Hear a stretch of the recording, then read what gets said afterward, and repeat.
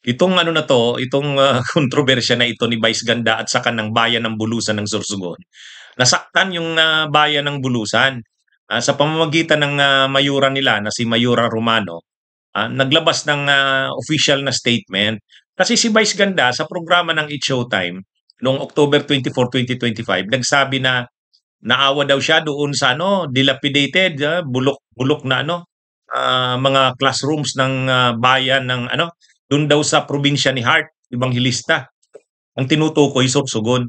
Oh, kaya nag-donate daw siya doon. Ngayon, sabi ng mayura ng Bulusan, salamat naman daw kay Hart. Kaya lang, masama daw yung dating eh. Parang ang napicturan doon na nakawawa ang ano, ang bayan nila. At parang walang ginagawa sila ng mga officials. Totoo naman 'yon. Ang dinonate lang naman ni Hart ibang ni Vice Ganda, 67,000 lang naman. Yung pagpagawa ng school buildings, pondo pa rin ng gobyerno at yung mga improvements doon sa Parent Teachers Association, sa local government. Kaya lang ang mali rin naman kay Mayora, bakit pinagtatanggol niya si Chis Escudero doon sa statement niya? Hindi naman issue yun kay Chis Escudero, eh.